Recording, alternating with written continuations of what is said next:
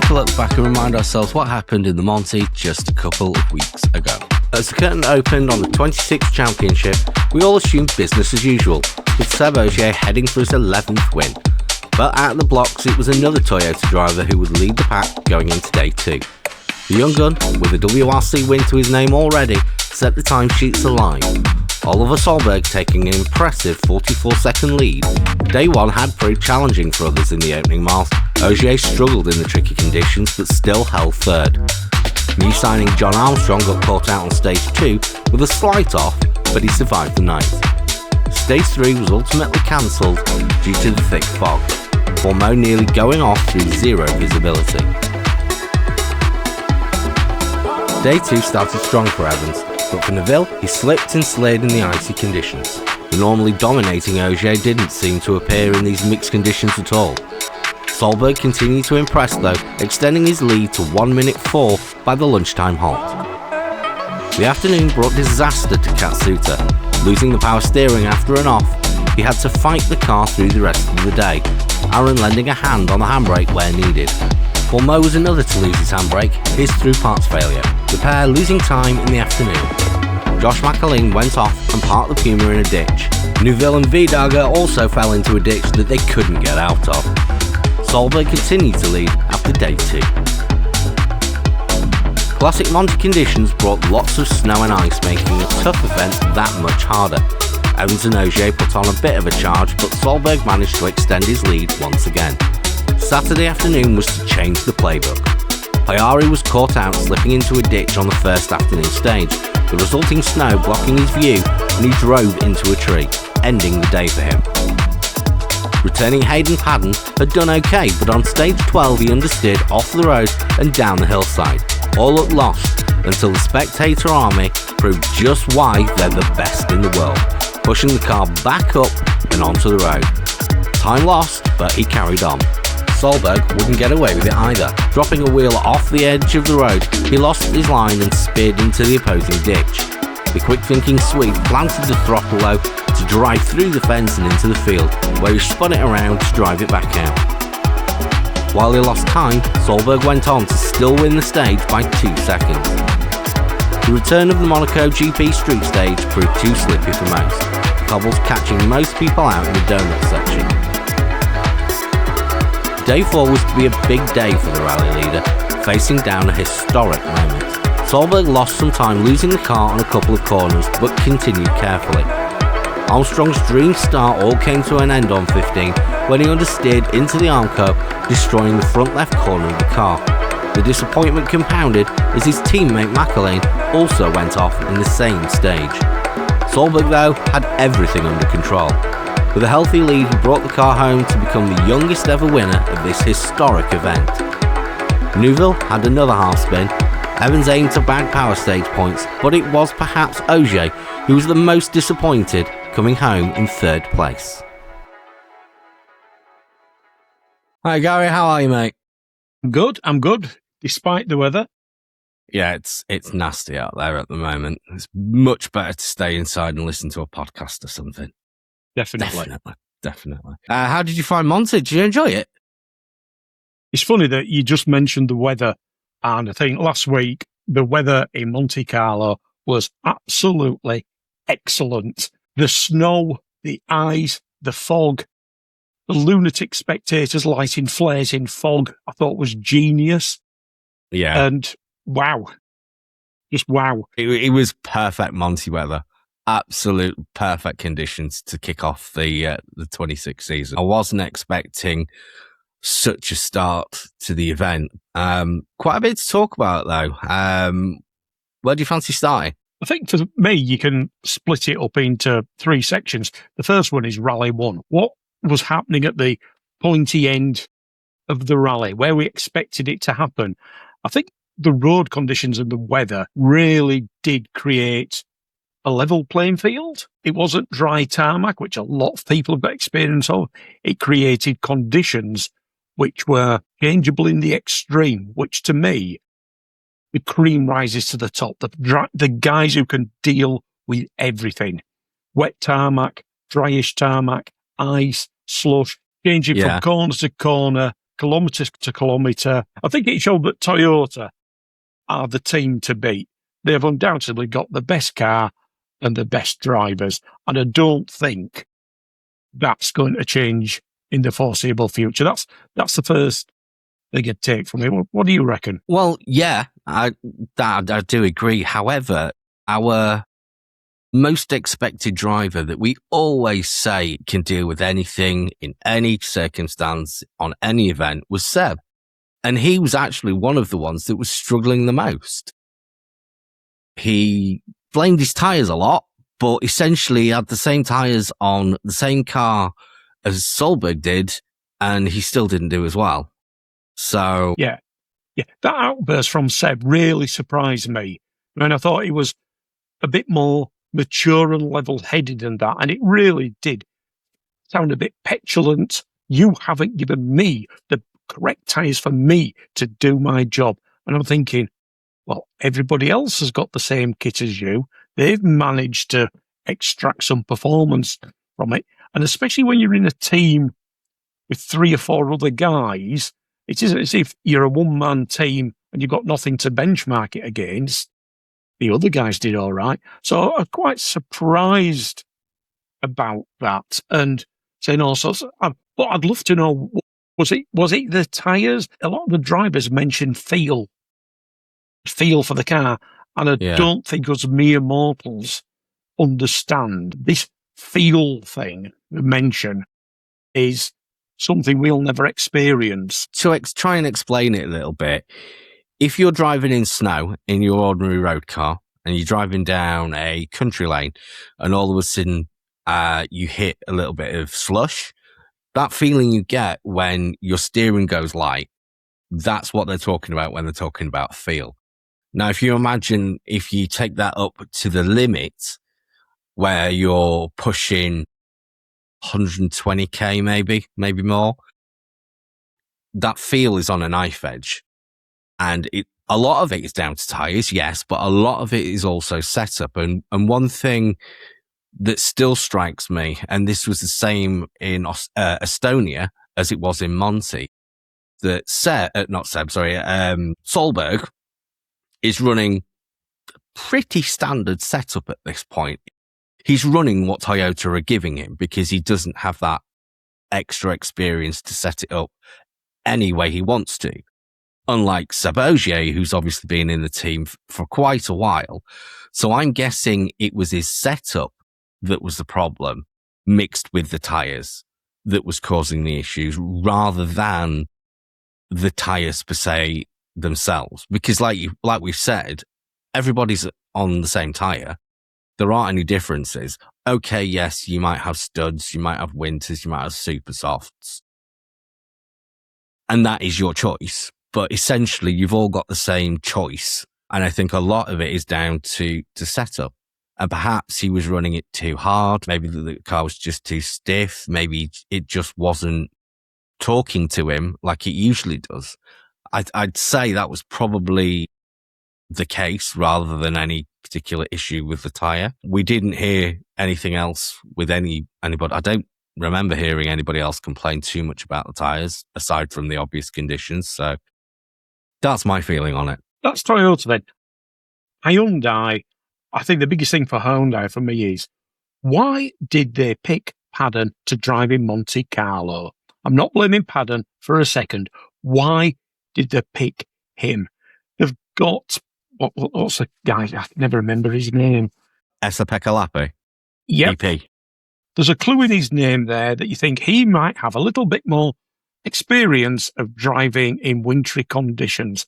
And I think the classic from the whole of the weekend, from Padden, when he was all over the place, at end of one of the stages, quote, "I have no idea how to drive it." Now, I'm not blaming Padden. I'm blaming somebody for putting Padden into maybe a rally which wasn't ideally suited to his experience. I know he's been around a long time. He's driven a lot of rallies. He's driven in Sweden. He's driven in Monte before. But it just struck me, maybe with hindsight, as a weird choice. Potentially. AP is on the entry list for Sweden. I've noticed. He is. So he's probably always been placed for that one. Previous years of the Monte have just been dry tarmac. That might have played into their choice. And I don't think Danny Sordo's probably the best out of the three for that kind of event either. I think all three of them are going to be in the same position when it comes to that Rally 1 Hyundai, because none of them have driven it. Yeah, all right. As I said on the last episode of the podcast, it is it is somewhat the same car, but it's been quite a few years. And I'm going to go back on what I said before and actually give them a little bit of credit and go, well, actually, no, they might be quite different. In hindsight, I've got to say, I think Hayden did a pretty good job. I'm not blaming him personally. It's the team. I can't understand why the team selected him. That's my point, not his performance per se, because he was put into a difficult position. Given he was chosen first, I think he did a pretty good job. Yes, obviously he went off a couple of times. He had a couple of moments, and obviously dropping it down that hillside didn't help his rally. Actually, can we just give a shout out to each and every one of those spectators who lent a hand? That really does show the world how great rally spectators are. Yeah. Absolute stellar job to get that car back up that hill. So well played, each and every one of you. I'm well impressed. Well impressed. I was very excited when I saw that live. It's like, come on, lads, come on! God, if anybody could have seen me. Moving on then, can we talk about Ford? Should we talk about Ford next? M Sport, I think it's Black Armband's job. I can't, I'm sure the numbers are out there somewhere. When did M Sport last have a complete non-finish for their team? Because for years they had a thing about point scoring in every rally going back to God knows when. And I would love to know how long it is since the factory Ford team failed to have a car finish. I want to say 2008. I'm going to put it up right there now when I find out. But I think it's about 2008-ish. Ish. I Cover think all it's your bases there. Plus or minus a year or two. I think it's 2008. I did hear that recently, but I'd forgotten myself. So, aside from the obvious disappointment of both cars crashing out on the last day, I actually was very impressed with both drivers. I was. Yeah. I expected John McLaren. I expected a bit more from him having a full year's of experience. And I think to the casual observer, you'd have thought it'd have been the other way around. Because John Armstrong, I was deeply, deeply impressed. And was it him where there was that bit of in-car footage of him laughing towards the end of a stage? Yeah, one of the sketchy stages, it was around 12-ish. I think it was Saturday morning. It was like full of slush, ice. It was horrendous conditions, and they got to the end and they were just giggling. Typical rally drivers. Yeah, but I love that, though. Some of these guys appear to have this modern managed sports personality of absolutely no character and charisma at all. And to see these two guys in their first rally, driving along, laughing, I absolutely loved it, thinking, yeah, I can relate to these guys. Not some guy with a deadpan at the end of the stage. Yeah, it was so much better to see them enjoy themselves. I mean, fair play, I've watched a lot of Irish rally drivers and they're all fairly similar. They're all just in it for the laughs. But it was his pace and his, I don't want to use the word maturity because it just sounds condescending, but he drove a rally as if he'd had 5-10 years experience, the way he drove it. Yes, I know he understeered off into the Armco, but that could have literally happened to any of them. To be consistently up on or around the podium. I mean, at one point he was third, which on your first event is amazing. And if we think back to where he started in, I think it was Novas and Fiestas on his farm. And I know he obviously then bought a Fiesta and started entering like junior Fiestas. So he's always been in the Ford. So he's quite happy. And to go from that through this sim stage up into a Rally 1 pretty quickly, I would add. You know, it was only last year that he got put up to a full R5 for the ERC Championship, and he's raced through the classes in ERC as well. So to get into a Rally 1 on your very first event and pull out a fairly consistent third, fourth, well done. I'm very, very impressed. And if that continues throughout the year, maybe, just maybe, Ford might have a bit of a better year. I've actually written down here, is John Armstrong the real deal and our next hero? I think so. Yeah. And I think Josh has to really look over his shoulder because he's not that far behind. I think the third Ford driver, Mr. Munster, I saw the most ridiculous comments online after the event, which he also failed to finish. He's one off drive in the Puma. And what does he spout out at the end of the rally? I use it as a shop window to Hyundai. Yeah. And you're thinking, well, you ungrateful sod, off you go. Goodbye. Yeah, I mean, he was entering as a private drive. It wasn't an M Sport drive. It was Cedridis that paid for it. And to then talk about trying to get a Hyundai drive, I mean, I saw an article that basically said that he thinks he would be a good fit for the team because he could score manufacturer points, which, can you? The other thing is they don't need him. They've got 3 of those already banked for this year, and there's not necessarily any reason why they can't carry on into next year. So, and if you want a point scorer, you're looking further down the talent table there. That's almost admitting you're not the real deal. If he said he wants to be a full championship, you're thinking, this guy, I'm a solid point scorer. Okay? Join that queue over there. Plus, you're looking at a team literally with 3 banker drivers. So why even bother? It didn't make sense. Yeah. You have basically kicked M Sport in the teeth for everything that they've done for you over the course of your career, basically. It was M Sport that brought you from ERC into the WRC. To use modern parlance, if you've got a driver who's obviously good, like Fomo, and he wants to get on, Ford didn't have the money, he went somewhere where he could get his drive.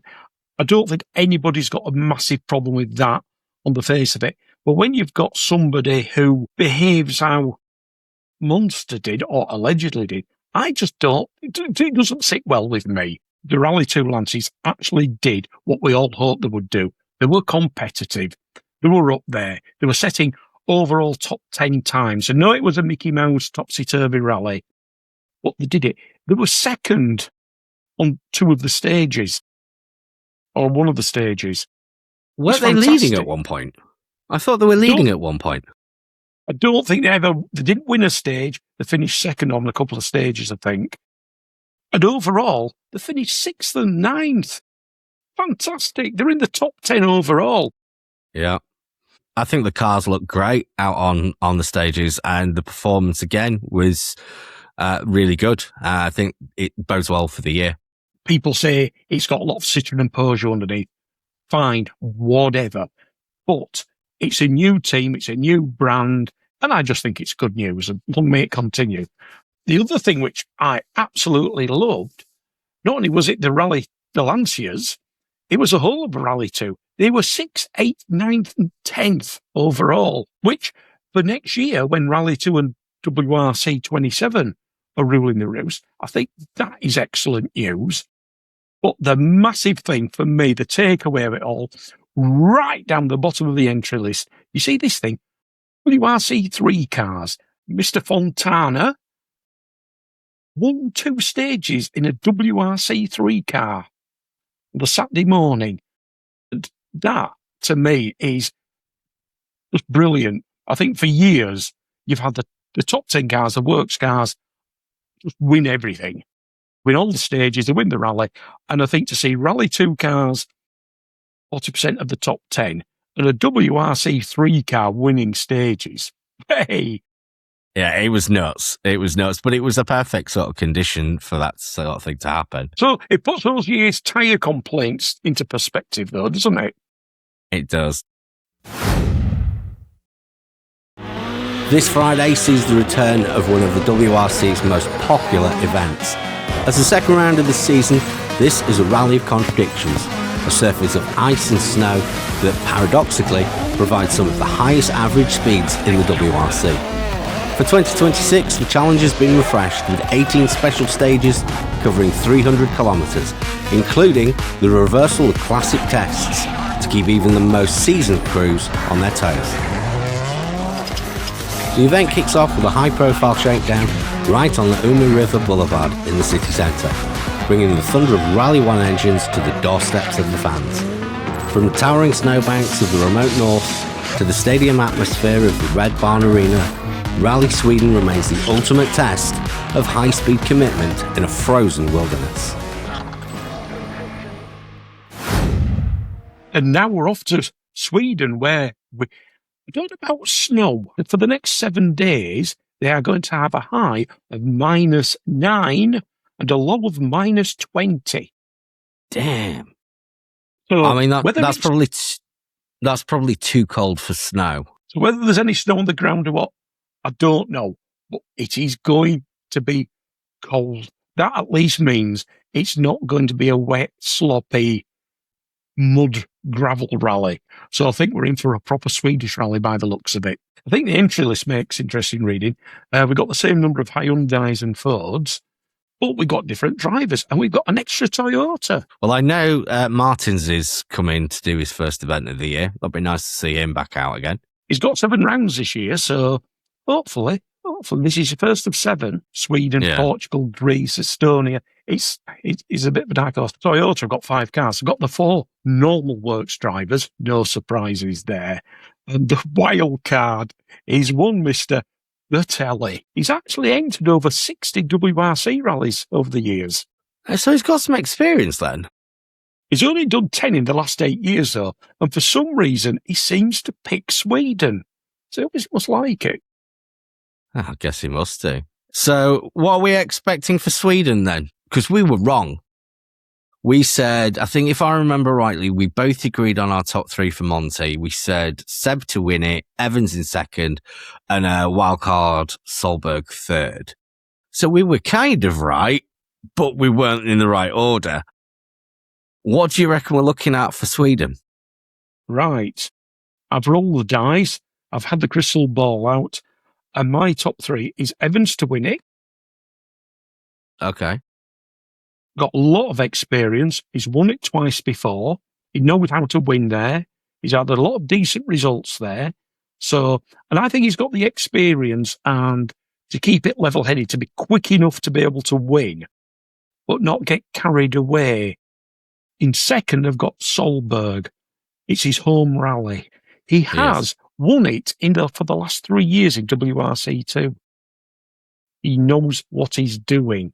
I just think he might just get a combination of youthfulness, you're at home, you've just won the Monte, and just get a bit giddy, carried away, a bit of pull off a win, because he's going to be in a snowbank because he was 3 minutes ahead and he was trying to drive flat out everywhere.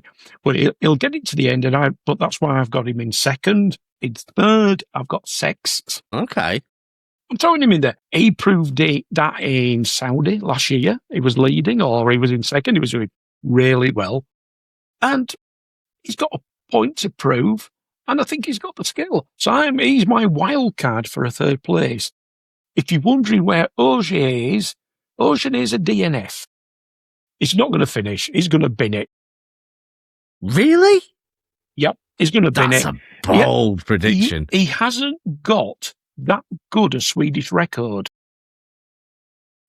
If my research is right, he last drove it in 2020. He hasn't been going to Sweden. Then he was 4th. Having said that, he has won it 3 times. But his last victory was 2016, 10 years ago. Yeah, that's a while back. It's a while back.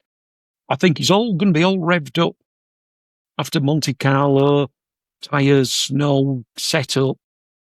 I'm not winning. They're all winning. I'm not going fast enough. They're going faster. I don't know. I just think he's going to bin it.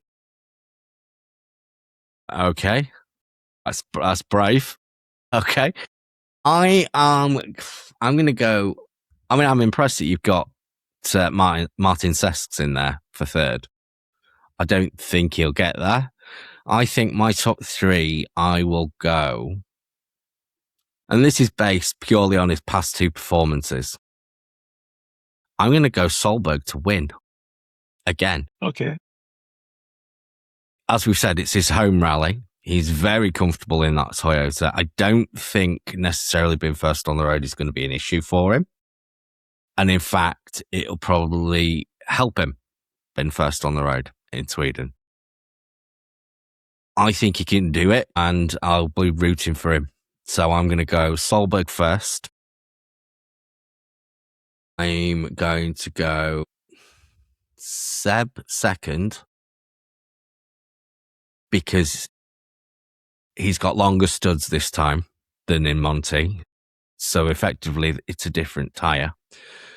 I think he'll be okay. I think he'll get into a rhythm pretty early on. It's going to be a close call between Seb and Solberg, I think.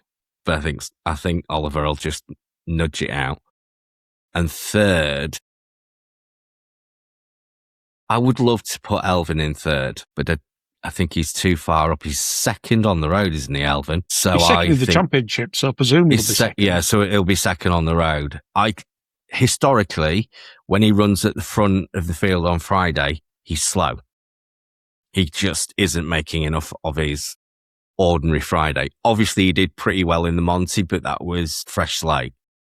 Now we're getting into sort of championship positions. I think he's probably going to struggle comparative to Seb. And I reckon Adrian Formo will be third. Because I think he's actually got the edge on Thierry. And Thierry's been having some horrendous luck of late as well. So I wouldn't be surprised if something else breaks, or he gets another 14 punctures, or something happens. So I think Adrian has had such a better run of it last year in that Hyundai. And again in Monte, aside from his handbrake failing, his actual performance was pretty spot on. So I'm going to go Adrian Formo in third. So Solberg first, Bogier second, and Adrian Formo third. Very, very different. This should be interesting to tell. Very interesting. The one thing which does stick out amongst the Rally 2 entries, you start looking down it, and Skoda, the odd Citroen, dozens of Toyotas. There are only 2 Fiesta WRCs entered. Both of those are M Sport entries. Nobody else is using Fiestas. Have a look back at Monte Carlo. There didn't appear to be a lot of Rally 2 Fiestas there. Now that, to me, thinking forwards, doesn't look good for next year. The way things are at the moment, the Fiesta comparative to the Skoda or the Toyota is a very, very old car, and it is out of date. They have, however, been putting a lot of money and effort into developing that car and bringing some new updates. John Armstrong had a few for his ERC championship, and it is something that they are working on. Now, whether it's just the fact of they haven't got those packages out or not, I don't know. Or it could just well be, as you say, favour exchange for something newer. I think the scary thing is, all the Rally 2 guys, these are people who somehow, they are all customer cars. These are people who've all gone out and spent money buying their cars. Now, I would have thought if you're already in round 2 of the WRC, doing WRC2, you aren't going to be changing car mid-season. You're not going to change. No. You might change. You might buy a newer one of what you've got, but I can't see that anybody is going to sell their Toyota Yaris GR and buy a Fiesta. That's unless these upgrades prove to be something absolutely fantastic. It's just, people voted with their feet. I guess it's down to M Sport and their Rally 2 drivers to basically showcase whatever it is that they're going to bring to the table. If it turns out that it's an absolute stellar car, they might start buying it back again. I mean, there's plenty of them. I don't think it's going to happen this year. They've got what they've got, and that's what they're running. failing a massive breakdown or, a fire or something. I think what we've got is what we've got. Next year, though, who knows? Have you heard? I haven't been able to find out anymore. There was some spokesperson has said they've had a lot of interest in WRC 27 with 10 tuners showing interest. He hasn't named anything. It's not definitely 10. Even Malcolm Wilson has apparently said it's good news, but it's heading in the right direction. And I don't think all 10 will come to fruition. Probably not. Probably not. It's one thing inquiring about something. It's another thing actually getting the welding gear out and start constructing something. I just find it, I'm just still intrigued as to how next season is going to develop. I assume there's a process, and this is probably the first step in that process, in getting a team together as a tuner in order to get yourself into WRC 27. It might even be 28. They might be looking a little bit further down the line, especially if they're starting from scratch. So we shall see. I'm hoping it does. I'm hoping it brings some more teams. There certainly won't be any brands, I don't think, that will come in at this stage. There has been some interesting things happen of late in the wider WRC, what with the American candidate event happening and the FIA going to see that. There's been lots of talk recently about the WRC going back to America. And then in other areas, there's been talk about other elements of the WRC's future. Malcolm Wilson has said that he's doing a few things as well that's looking promising. Apart from finding a promoter. No. I've actually seen he's close. So that was what I saw, actually. He was talking about the WRC promoter and it being close to happening. It won't be this year.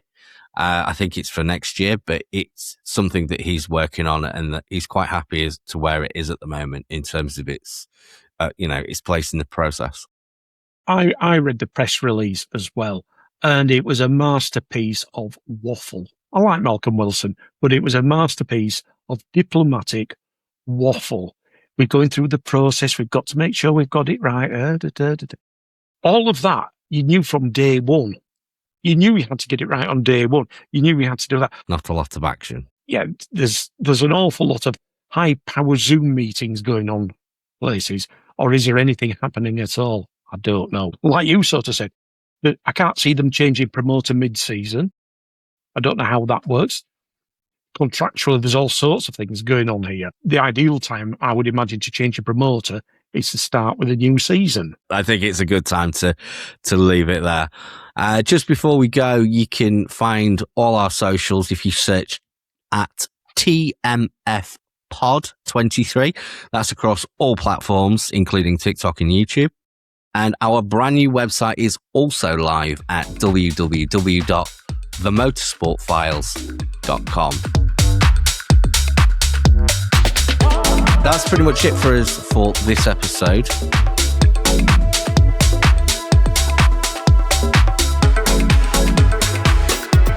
See you on the next one.